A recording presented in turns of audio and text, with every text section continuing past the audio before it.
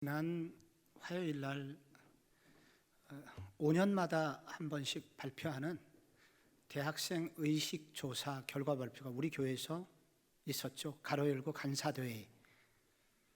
이 두꺼운 통계 자료를 보면서 저도 많은 부분에 대해서 놀라고 또 어떤 부분은 힘을 얻고 또 고민을 하게 되었습니다. 근데 이 통계 조사에 보면은 우리나라 20대 젊은이들 지난 1년 동안 불안증, 불면증, 우울증을 알았던 적이 있느냐? 라는 질문에 대하여 38.4%가 그렇다라고 답을 했습니다. 그러니까 10명 중에 4명이 그런 대답을 한 것입니다. 근데 그 중에 경제적으로 조금 더 어렵거나 부모님하고 떨어져 있는 경우에는 그것이 더 심해서 49.2%라고 답을 했습니다. 2명 중에 1명이 그런 기분 장애로 인하여 어려움을 당했거나 당하고 있다고 고백을 했던 것입니다. 이것을 보면 우리나라 지금 최고의 문제는 경제 문제는 아닌 것 같습니다. 더 심한 문제가 있는데 이것은 바로 디프레션의 문제입니다. 경제적 디프레션이 아니라 우리 내면의 디프레션, 이런 이 우울증의 문제가 우리 젊은이들의 문제입니다. 결국 이 젊은이들의 문제는 결국 직격탄을 부모에게 쏘기 때문에 부모들이 다 그런 영향을 받게 되고 형과 동생 모두에게 영향을 미치기 때문에 지금 한국 사회 전반이 지금 이런 우울의 분위기가 더 심화되고 있는 것 같습니다. 그래서 12월이 되면 이제 우리가 성탄 선물을 주고 추수감사절에도 우리 선물을 준비했는데 요즘 우리한테 최고의 선물이 있다면 기쁨이다. 한국 사회에 정말 필요한 선물이 있다면 웃음, 기쁨, 이런 선물이 가장 필요하다고 생각이 됩니다. 근데 요즘 웃을 일이 없죠. 우리는 지금 고물가, 고환율, 그 다음에 취업률 저조동으로 이 사회는 지금 웃을 수 있는 사회적 분위기가 아니기에 이 웃음을 찾기는 더욱 어려워졌습니다. 근데 요즘 사건, 사고가 많아서 비단 이태원 사고뿐 아니라 여러 사건들을 통해서 애도 기간이 계속해서 생기기 때문에 이렇게 웃어서는 또 안 되는 사회가 되었습니다. 그러다 보니까 개그 콘서트도 사라지고 요즘은 웃기는 사람도 없고 웃어주는 사람도, 웃는 사람도 사라진 그런 삭막한 사회가 되고 있습니다. 우리가 이렇게 웃는다는 거, 기뻐한다는 거, 이것이 굉장히 중요하다는 것을 보통 때는 잘 모릅니다. 그러나 어떤 사람이 심한 내면의 그런 질병을 앓게 되면 우리가 웃고 사는 것이 얼마나 우리 삶에 건강을 주고 우리에게 힘을 주는 것인지를 비로소 깨닫게 됩니다. 빅터 프랭클이 죽음의 수용소라는 책을 썼죠. 그 사람이 나치에 의해서 유대인들이 대학살을 당할 때 그런 정신과 의사로서 그도 붙들려 가서 그 나치 수용소에 수용이 됐는데 그때 짐승 같은 대우를 받으면서 거기서 살아남은 사람들을 조사를 해봤더니 청년들도 아니었고 의지가 강한 사람도 아니었습니다. 정말 살아남는 사람들은 내 인생이 의미가 있구나, 살아있음이 의미가 있구나 라고 의미를 가지고 있는 사람들은 정말로 살아남더라, 끝까지 살아남더라. 그래서 그가 만든 그 정신과 치료법이 로고테라피, 의미요법이라는 거죠. 그런데 내가 지금 내 인생의 의미를 가지고 있다라고 여기는 사람들에게 나타나는 특징이 있답니다. 그 특징은 뭐냐면 아름다운 거나 좋은 것을 보고 감동할 수 있는 사람, 그런 사람들이 인생의 의미를 아는 사람들이고, 그리고 그런 사람들이 오래 살아남더래요. 빅터 프랭클이 아우슈비츠 형무소에서 이제 바바리아라고 하는 노동 형무소로 이송이 되는데, 그 이송 열차에는 정말 이태원 때 사람들이 빼곡히 있었던 것처럼 그 객차마다 사람들이 10,000원이었습니다. 근데 그때 오스트리아의 짤츠부르크를 지나가고 있었고 때는 저녁 때였었습니다. 근데 그 열차 안에는 가로 위쪽에 가로로 된 창문이, 아주 작은 창문이 열차의 위쪽에 2개가 붙어 있었는데, 이 빅터 프랭클이 길을 쓰고 사람들을 비집고 나가가지고 그 창틀에 매달려 있었다고 합니다. 그리고 오스트리아의 짤츠부르크의 석양을 본 거예요. 그리고 고백하기를, 아름답구나, 이렇게 아름다운 세상이 있구나. 근데 자기 말고도 한두 명이 더 그렇게 했나 봐요. 그분이 쓴 책에 보면 이런 얘기가 나옵니다.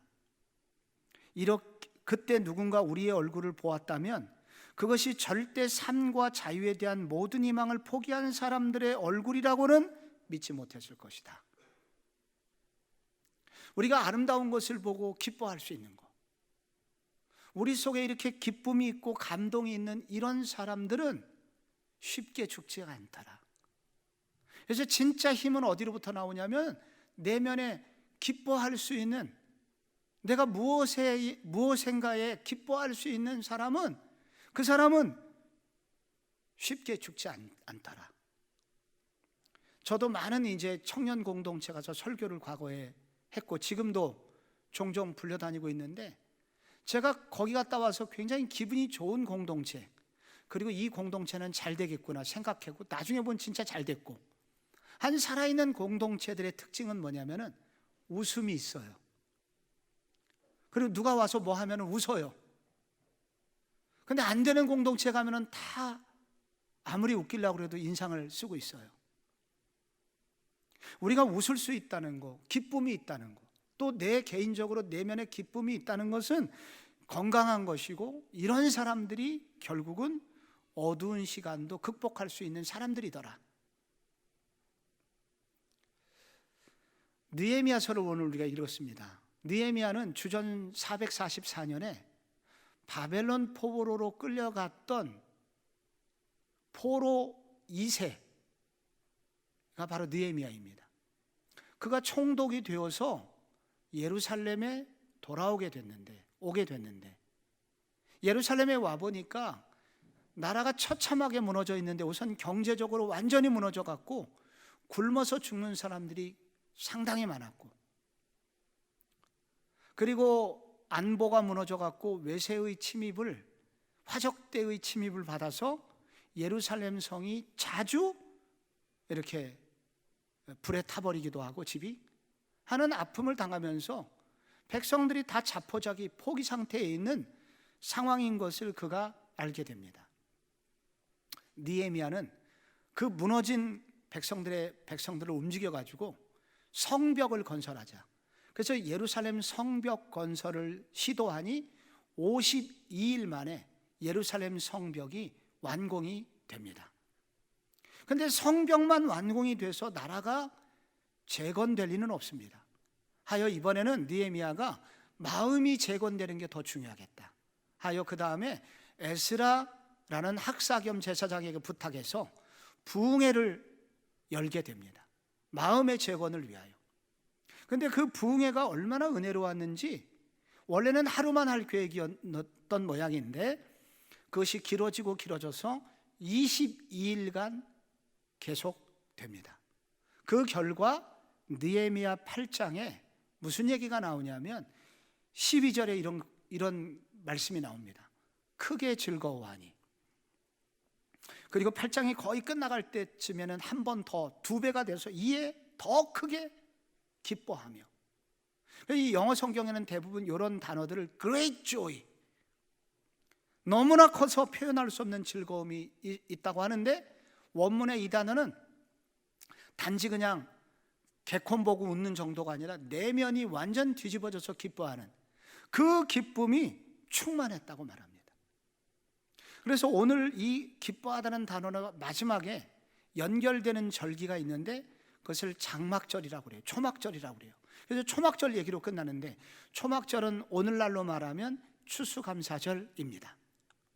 그래서 그때 기원전 444년에 그해 초막절, 추수감사절은 기쁨이 충만한 시간이었다고 합니다.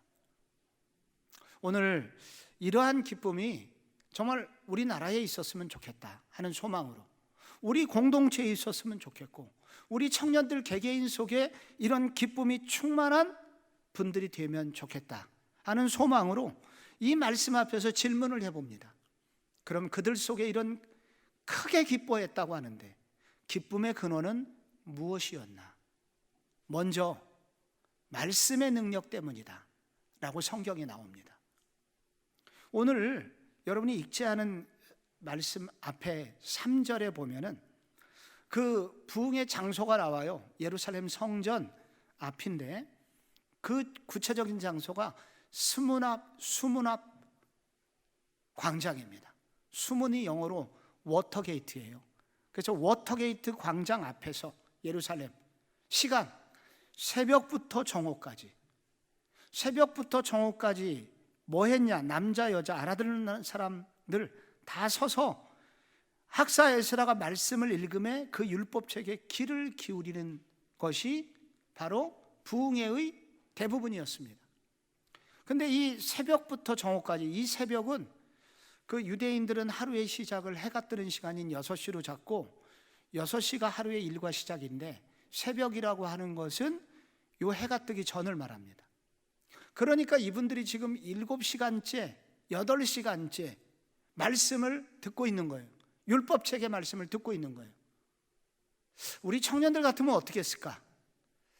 똑같이 했을까라는 그렇게 넉넉한 마음으로 봐주시는 분도 있고, 대부분 도망갔을 것이다 라고 생각하는 분도 있는데, 여러분 같으면 서서 7시간 말씀을 들으라고 하면은 어땠을까요? 많이 힘들었을 겁니다. 근데 그 시간을 잘 견뎌냈습니다, 이분들이. 근데 그때 그렇게 말씀을 듣는 동안에 무슨 일이 벌어졌냐? 6절에 모든 백성이 손을 들고 아멘 아멘 하고 응답하고 몸을 굽혀 얼굴을 땅에 대고 여호와께 경배하니라. 그냥 말씀을 이렇게 듣는 중에 무슨 일이 생겼냐면, 말씀을 이렇게 듣고만 있었는데 마음에 아주 딱딱했던 마음들이 녹아내리기 시작하면서 마음이 부들부들해지고 아멘 아멘 나오더니 손을 들고 하나님을 경배하는 일을 하기 시작합니다. 근데 그게 끝이 아니라 8절에 보니까 하나님의 율법책을 낭독하고 해석해 주니까 깨닫게 됐고, 9절에 백성이 율법의 말씀을 듣고 다 우는지라. 여기서 울었다고 하는 히브리어 빠카라는 동사인데 이게 분사형으로 되어 있어요. 그러니까 그냥 한 번 운 게 아니라 계속 울고 있습니다. 회개의 운동이 일어나게 된 것입니다. 이걸 내면의 부흥이라고 그래요. 내면의 부흥이 막 일어났습니다. 그러니까 말씀을 그냥 듣고만 있었는데도 여러분 이렇게 감정이 변화되고, 그리고 내면에 울음이 터지고 회개가 터지고, 그러면서 부흥이 막 일어나게 되었고, 그 결과로 임한 것이 큰 기쁨이었다. 사람이 준 기쁨이 아니라 하나님이 주신 놀라운 기쁨이 있었다. 그래서 12절의 말씀에 보면 모든 백성이 곧 가서 먹고 마시며 나눠주고 크게 즐거워하니가 나오죠. 여기 great joy가 나와요. 왜 이런 일이 생겼을까요? 어떻게 이런 일이 생겼을까요? 말씀을 그냥 읽어주기만 했는데 어떻게 이런 일이 생겼을까요? 그 질문에 대한 답은 뭐냐면, 말씀은 곧 하나님이시기 때문입니다. 이 말씀은, 우리가 성경에 기록되어 있는 이 말씀은 하나님이 하신 말씀이잖아요. 그런데 하나님은 말씀하신 대로 그대로 하시는 분이고, 그리고 하나님이 말씀하신 그 말씀은 다 그대로 이루어지기 때문에 이 말씀은 곧 하나님이세요. 그래서 이런 일이 생긴 것입니다. 하나님은 어떤 분이시냐면 그분 자체로 기쁨이 충만하신 분입니다. 누가 웃겨줘야 웃으시는 분이 아니라 그분 자체로 결핍이 조금도 없으신 완전하신 분이십니다. 그런데 그분 스스로에게서 기쁨과 즐거움이 충만하신 분이에요. 우주 만물 중에 그분도 피조물이었다고 표현한다면 그분은 기쁨 덩어리예요. 즐거움 덩어리, 행복 덩어리가 바로 하나님 그분이시라는 거예요. 그래서 하나님께서 천지를 창조하실 때 무슨 일이 있었냐면 피조물들 속에 하나님의 기쁨이 흘러갑니다. 창세기 1장 4절에 보면은 창조하실 때 빛이 있으라 그러셨잖아요. 그때 보시기에 좋았더라. 다 만드신 다음에 6일째 끝날 때 6일 동안 창조하시고 하나님이 하신 말씀 1장 31절에 하나님이 지으신 모든 것을 보시니 보시기에 심히 좋았더라.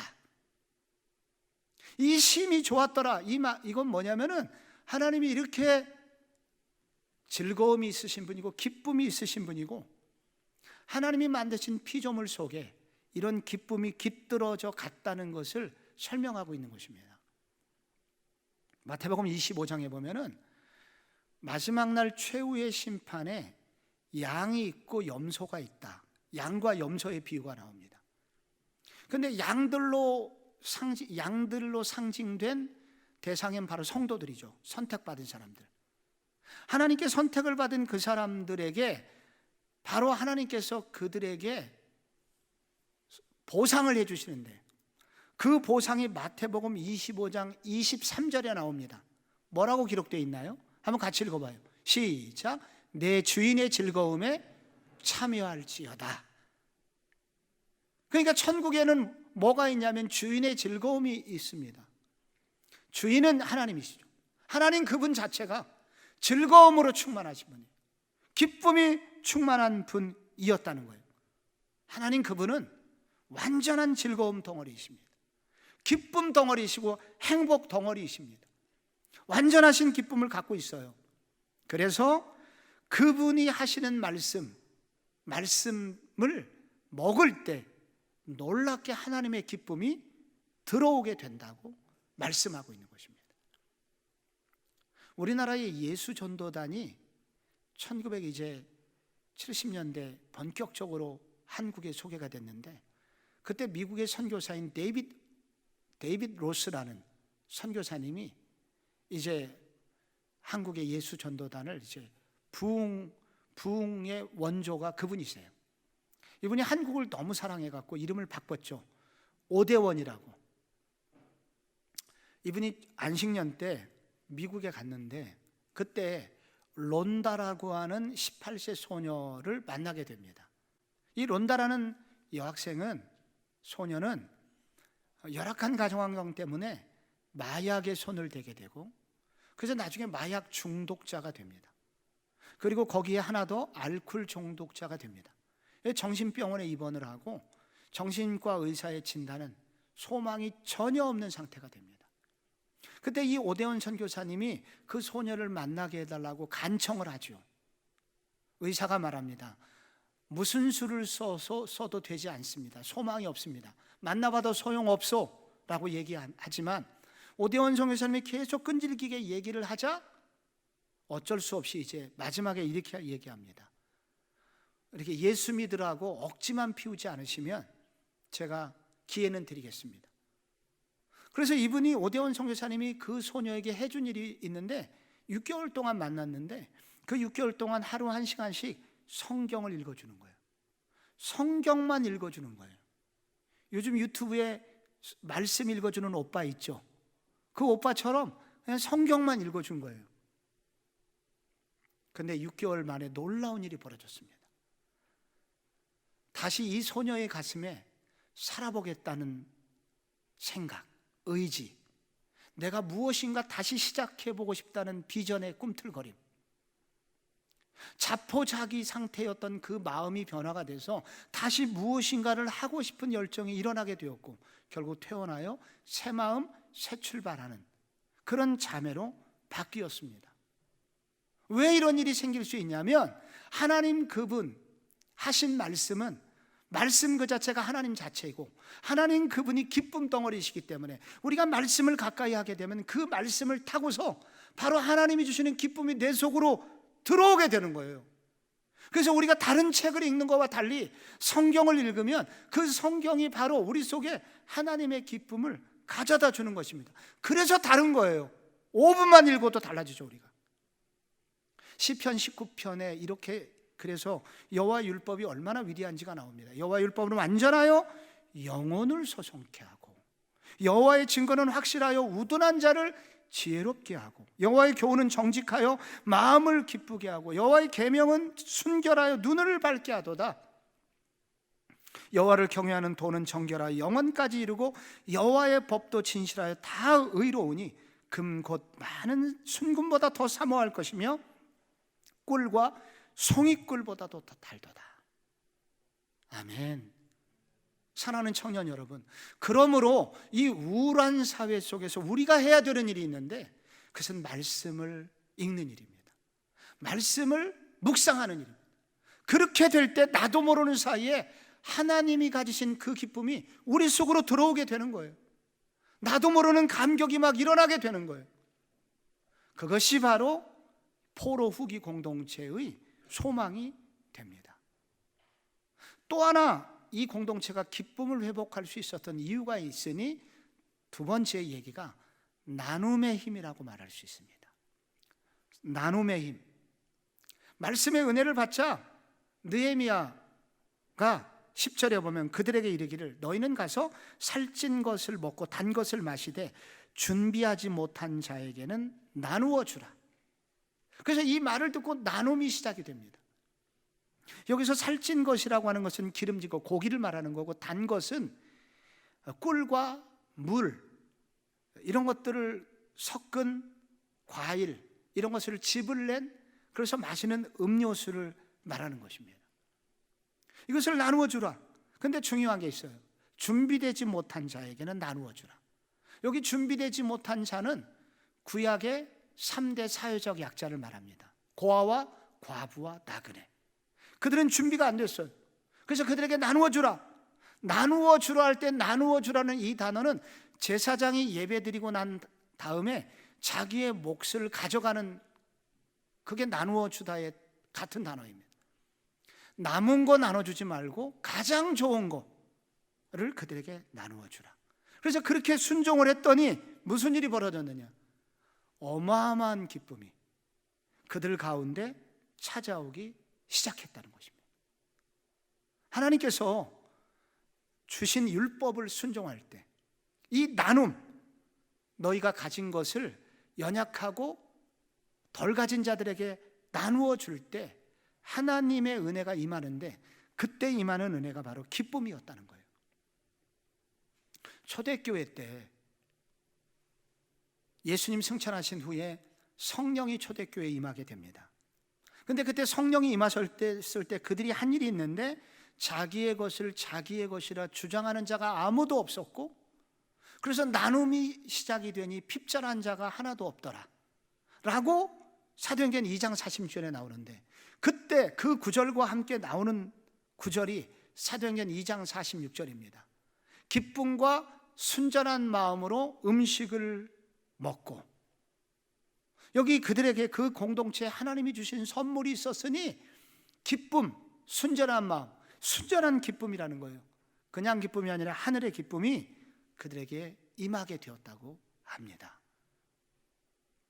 지난 화요일 날 간사대회 열 때 정말 놀랍게 우리가 기도한 대로 간사님들이 오셨고, 그리고 조금도 음식도 모자람 없이 정확하게 준비된 만큼 소화가 되었고, 또 간식 준비한 것에 관한 모든 재정도 예산도 정확하게 채워졌습니다.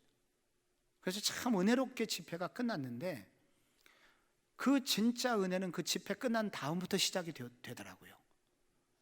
저녁부터 이제 은혜 받고 가신 간사님들께서 제게 주로 카톡으로, 문자로 많은 분들이 편지를 보내오셨는데, 그 내용이 그냥 옛날 그냥 한두 줄 광고하는 게 아니라 긴 장문의 편지를 보내오셨습니다. 진짜 마음의 감동이 없이는 쓸 수 없는 내용들을 보내오셨습니다. 그 중에 한 가지를 여러분들한테 좀 소개하고 싶어요. 길 목사님, 그리고 성복중앙교회 모든 성도님들께 5년 전에도 이번에도 선교단체 간사들에게 큰 행복을 주셔서 감사합니다. 간사로 살아가는 삶이 결코 어리석은 낭비의 시간이 아니었구나 하는 위로를 얻는 시간이었습니다. 서울뿐만 아니라 멀리서 참석한 모든 간사들이 교회의 세심한 배려와 준비 속에 담긴 진심 어린 격려를 접하고 가슴이 찡해서 돌아갔습니다. 딱딱한 통계조사 발표 시간이 어찌 이리 감동적인지요. 간사들과 이 시대 젊은이들 위해 울어주셨던 목사님께, 그리고 고생하며 섬겨주셨을 성도님들께 ESF 모든 간사들의 마음을 대표하여 감사드립니다. ESF 대표 정땡땡 드림. 이 마지막 문장이 하나 더 있었는데, 우리 교회 서울 서촌에 유명한 빵집을 하시는 분이 계시거든요. 이 얘기를 듣고서 스콘 1000개를 보내주셨습니다. 그래서 여러분이 지난 주일날 포장했던 거기에 2개씩 스콘이 들어갔는데, 이 대표님 글 마지막에 PS가 있어요. 집에 들어왔더니 딸이 하는 말, 스콘 대박 하면서 이 글이 끝났습니다. 하나만 더 소개하면, 뜻밖의 은혜와 사랑에 감사드립니다. 성복중앙교회 지체들의 섬김과 학부교 간사님들의 섬김으로 인해 다시 캠퍼스로 나아갈 힘을 얻게 되었습니다. 매번 의식조사, 의례적인 모임으로 생각하고 참여했던 내 자신이 부끄럽게 여겨졌습니다. 이렇게 많은 사랑과 정성으로 준비한 분들이 있었구나, 그리고 캠퍼스 간사들을 격려하고 귀하게 여기는 분들이 이렇게 많구나. 선물 가방을 들고 나의 자리로 돌아와 감사하는 마음의 편지를 열어보고 이 귀한 선물들을 어떻게 해야 할지 몰랐습니다. 그냥 먹기 너무 귀해 주변의 형제자매들에게 나누었고, 다 나누지는 아직도 못했지만 그 온정이 캠퍼스와 지역교회에 지금도 전파되고 있음을 믿습니다. 주님의 사랑과 은혜를 캠퍼스 가운데 전하는 기적이 일어날 줄 믿습니다 라고 표현하였습니다. 너무 잘 들어서 한 가지만 더 소개할게요. 성복중앙교회 담임 목사님, 당회원, 성도님들께 진심으로 감사드립니다. 간사로서 살아가며 가장 위축될 때가 있다면 그것은 목사님들 불신의 눈빛이 느껴질 때입니다.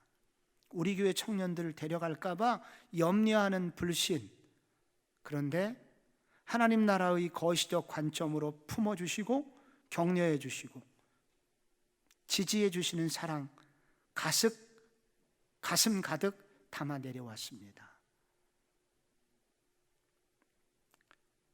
진심으로 감사드립니다. 중략하고 전북 학복협 총무 이땡땡 목사 올림. 저는 이번에 집회가 오전 10시부터 시작이 됐는데 제가 시작부터 눈물이 쏟아져서 멈추지도 않는 거예요. 그래서 내 눈물은 도대체 어디로부터 비롯되었나? 그 조사 통계 발표 다 나중에 이제 분석까지 끝나서 제가 알게 된 것이 있습니다. 지금 대학생들 20대의 종교인 인구가 20%밖에 안 됩니다. 80%는 종교 자체가 없어요. 그런데 이 20% 안에 기독교 대학생이 몇 퍼센트냐면 14.5%입니다. 그러니까 종교가 있으면 대부분 기독교인이라는 거예요. 그런데 지금은 14.5%인데 이게 5년 전에는 몇 프로였냐? 15%였습니다. 코로나19라는 혹독한 시기를 지났는데도 0.5%밖에 안 줄었어요. 누가 이들을 붙들고 있었는가? 물론 각 교회도 노력을 했죠, 부모님들. 그런데 그 중에 정말로 이들의 신앙을 지탱해 주는 일에 정말로 열심히 수고했던 분이 있다면 간사님들인 것입니다. 제가 마지막으로 기도회를 인도하러 올라오기 전에 내가 오늘 기도회 하기 전에 이런 얘기로 마무리해야지. 고맙습니다. 오늘 이렇게 콘크리트 지지층처럼 이 아무리 세상이 어려워도 무너지지 않는 14.5%를 지탱해 주는데 여러분 수고 많으셨습니다. 고맙습니다라고 하나님이 여러분에게 전해주라는 마음을 제 마음에 주셔서 아까부터 눈물이 흘렀습니다. 라고 얘기하려고 딱 올라가서 고맙습니다라고 하는데 그때부터 울음이 쏟아져 갖고 더 이상 제가 말을 잇지 못하였었습니다. 이번에 저는 목회자로서 큰 축복을 받았습니다. 선물을 받았는데 그 선물은 내용이 뭐냐면은 마음이 부들부들해진 것입니다. 목사가 무엇이 필요할까요? 제가 저 목사로서 최고 필요한 것이 있다면은 부드러운 마음입니다. 그래야 목사가 은혜를 받을 거고 부드러운 마음이 있어야 은혜를 전달하는 때 부드럽게 나갈 텐데, 근데 여러 가지 이유 때문에 목사들이 자주 딱딱해져요. 눈물이 메말라요. 그래서 울고 싶어도 눈물이 안 나와. 근데 여기는 이번에는 이렇게 시작부터 눈물이 쏟아져 갖고 멈추지 않고 그 다음에 수도꼭지가 열린 것처럼 그 다음에는 어디 가서 뭐 기도만 시작하면 막 계속 눈물이 나오는 거예요. 내 마음의 기쁨이죠. 영혼의 기쁨이 제 마음이 회복이 됐는데 이게 왜 나한테 이렇게 주어졌을까? 곰곰이 생각해 보니 섬기려는 마음, 주려는 마음, 어떻게 저분들 행복하게 해서 돌려보낼까? 제가 지난 한 달간 그거 고민했거든요. 밥은 먹을 텐데 저녁에 돌아갈 때 저분들 어떻게 해서 힘을 줘갖고 돌려보낼까? 고민하고 또 고민했더니 나중에 꼭 여비를 주고 싶은데 준비된 건 뻔하고 이거 어떻게 해야 되지? 기도했는데 놀랍게 많은 분들이 지출해 줘서 그분들 모든 여러분 그 봉투 안에 5만 원씩 들어갔습니다. 그래서 마지막에 그 봉투를 드렸고 이분들이 가서 열어보니까 선물이 들어있잖아요. 편지가 들어있잖아요. 배추잎이 들어있잖아요. 거기. 그런데 그 감동을 하나님이 그대로 저한테 100배가 돼서 1000배가 돼서 제게 들어옵니다. 그래서 기쁨이 주체할 수가 없는 거예요. 이 기쁨을. 근데 놀랍게 지난주 여러분께서 청년부 임원들, 청년부 리더들이 여러분 간식 꾸러미 싸면서 하나님이 주신 마음이 있죠. 그때 올라가서 보니까 찡그리는 사람이 단 한 명도 없어. 모두 다 즐겁게 그들을 섬기고 있어. 식당에서 보통은 좀 서로 얼굴도 붉힐만 한데 어떻게 된 게 이번에는 자발적으로 나오신 분들뿐만 아니라 그 섬기시는 분이 기쁨의 춤을 추면서 섬기고 있어요. 성경 말씀 중에 사도행전 20장에 바울이 에베소 교회 장로들에게 했던 설교가 있어요. 주 예수께서 친히 말씀하신 바 주는 것이 받는 것보다 복이 있다 하심을 기억하여야 할지니라. 그렇구나. 받는 것보다 정말로 행복한 것은 주는 것이구나. 이렇게 섬기려고 할 때, 나누려고 할 때 하나님이 우리에게 주시는 게 기쁨이구나. 성목청왕교회와 우리 교우들이 계속 해야 될 일이 있다면 하나님이 기회 주실 때, 나누고자 할 때, 섬기려고 할 때 하나님은 우리 속에 기쁨을 주시고 한 번이 아니라 계속하여 이러한 은혜를 주시겠다고 약속하십니다. 나눔의 힘이었습니다. 마지막으로 무엇이 이 공동체에 기쁨이 넘쳤냐면 감사의 힘 때문입니다. 이들이 이제 막 말씀을 듣고 은혜 받아갖고 나누기 시작했는데 이 오늘의 본문의 이야기는 뭘로 끝나냐면 초막절 준수로 끝납니다. 하루만 원래는 부흥회 하려고 그랬는데 너무 말씀이 좋다 보니까 율법을 더 가르쳐달라 하고 물어보다가 마침 지금 이 율법에 보니까 초막절 절기를 지켜야 될 때입니다. 알게 됩니다. 초막절을 다른 말로 장막절 혹은 수장절 이렇게 불러요. 근데 왜 그러냐면 이거 초막절은 이스라엘 백성들이 출애굽하여 광야 40년 지나는 동안에 나뭇가지 풀뿌리 꺾어가지고 위에 얹어갖고 초막을 짓고 며칠간 지내다가 이동을 했거든요. 그래서 이 초막절이라는 것은 바로 광야 40년 동안 지켜주신 하나님의 은혜를 기억하는 절기로 시작하여 그 이후에는 가나안 땅에 들어와서는 바로 지나간 1년 동안 하나님이 지켜주신 은혜에 감사합니다 하여 매년 초막절 절기를 지켰습니다. 혹은 장막절. 근데 그때가 마침 추수감사 때이기 때문에, 추수철이기 때문에 그때 수장절, 곡식을 다 저장해 놓은 다음에 그 절기를 지켰다 하여 수장절인데, 그게 바로 추수감사절인 것입니다. 율법에 따라서 그렇게 초막절을 지켰을 때 무슨 일이 생기냐? 이에 크게 기뻐하여, 기쁨이 몇 배가 되어서 그때 그 추수감사절을 지키면서 기쁨이 넘치게 되었다는 거예요. 다 결국 뭐냐면, 이 사람들 속에 초막절 절기를 지키면서 감사가 회복됐을 때, 지나온 세월에 나의 모든 발걸음에 함께해 주신 주님의 은혜에 감사할 때 그들 속에 이 기쁨의 샘이 터지게 되었다는 것입니다. 왜 그러냐면, 감사한다는 것은, 하나님 감사합니다라고 하는 말은 내 삶의 주인이 하나님이심을 인정하는 고백입니다. 하나님을 주인으로, 하나님이 내 삶을 지키고 계신 분입니다라고 인정하는 고백이 감사입니다. 근데 그렇게 고백하는 순간 무슨 일이 생깁니까? 하나님의 통치가 시작이 됩니다. 하나님의 통치가 내 속에 시작이 되면 무슨 일이 생깁니까? 여러 가지 내 힘으로는 안 돼 보이는 일까지도 하나님이 다스리시니까 결국은 아름다운 선이 됩니다. 그래서 감사하는 사람은 결국 가장 아름다운 결과물을 내게 되고, 즉 하나님의 작품을 만나게 되고, 하나님의 작품이란 곧 하나님이 주시는 기쁨을 말하니, 결국은 감사하는 사람은 기쁨이 따라오게 된다는 것입니다. 한 소녀가 길을 가다가 거미줄에 나비가 걸려 있는 걸 보고 수풀을 헤치고 들어가서 나비를 꺼내 주었습니다. 나비가 하늘 높이 자유롭게 날아갑니다. 그런데 그러는 사이에 여기 지금 무릎에 그 가시에 찔려 갖고 피가 나고, 손도 이제 수풀에 찢기면서 피가 흘렀지만은, 그런 어려움을 들고 이 소녀가 그걸 건져준 거예요. 그런데 떠나간 줄만 알았던 나비가 다시 돌아와서 갑자기 폭소리가 나더니 천사로 바뀝니다. 알고 보니까 그 나비는 천사였던 거예요.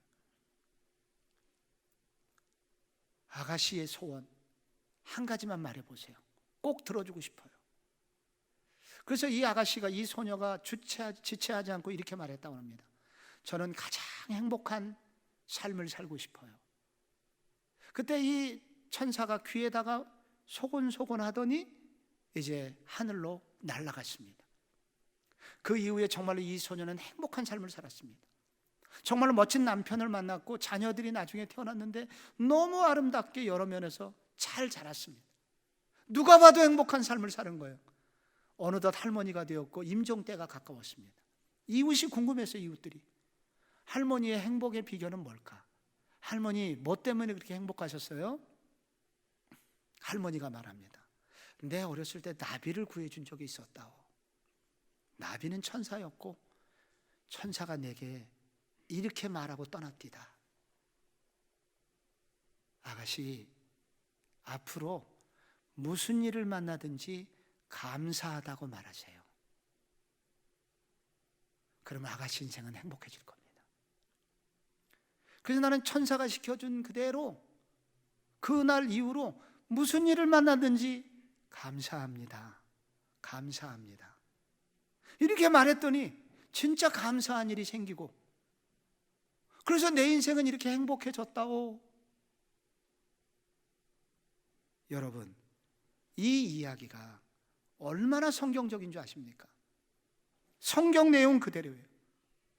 감사하는 것, 특별히 하나님께 감사하는 것은 하나님의 주권을 인정하는 일이고, 하나님의 주권을 인정한다는 것은 하나님의 통치가 시작되는 일이고, 하나님의 통치를 받는 나라, 내 개인이라는 내 내면에 하나님의 통치가 임하는데 어떻게 내 인생이 잘못될 수가 있으며 어떻게 내 인생이 후질 수 있겠어요?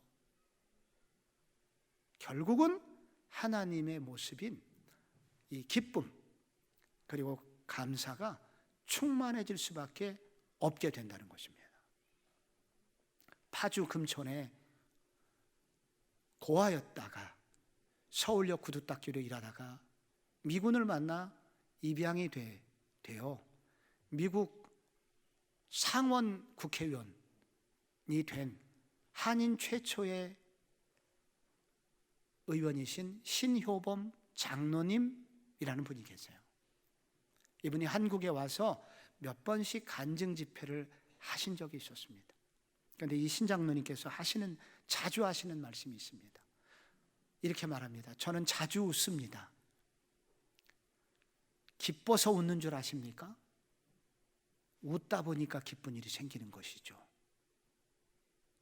저는 자주 감사합니다. 감사한 일이 많아서 제가 감사할까요? 감사하다고 말하다 보니 감사하는 일이 생기는 것이지요. 감사는 이런 힘을 가지고 있습니다. 그래서 어떤 상황이든지 감사합니다. 고맙습니다. 이렇게 감사할 때 놀랍게 하나님이 우리의 고백, 신앙 고백, 하나님의 통치를 인정하는 고백을 들으시고 우리의 삶을 그렇게 만들어 가시니 결국 기쁨이 충만한 삶을 살게 된다는 것입니다. 사랑하는 청년 여러분, 지금은 기쁨이라는 것을 돈이라도 주고 사야 될 판입니다. 어떻게든지 기쁨이라는 것을 얻어서 이 우울을 몰아내야 되는 시대에 우리가 살고 있습니다. 어떻게 우리 속에 기쁨이 충만할 수 있을까요? 기쁨 덩어리이신 하나님을 만나는 하나님 말씀을 여러분 사모하시고 묵상하시고 읽으시고 나누시기를 바랍니다. 기쁨이 여러분 속에 스며들 줄로 믿습니다. 여러분 자꾸 좀 섬겨보려고, 내가 오늘 섬길 사람이 누구지? 내가 누구를 좀 향하여 나가면 좋을까? 누구에게 이것을 나눌까? 생각하시고 나누실 때 성령님께서 여러분에게 뜻하지 않은 기쁨으로 채워주실 겁니다.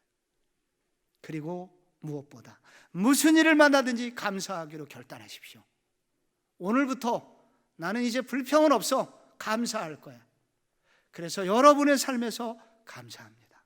감사합니다 하면서 감사의 능력을 체험하여 여러분도 기쁨 덩어리 되시고 진짜 아름다운 기쁨의 바이러스들이 되어서 이 어두운 사회를 아름답게 변화시키는 귀한 축복의 통로로 쓰임 받으시기를 주 예수 그리스도의 이름으로 축원합니다.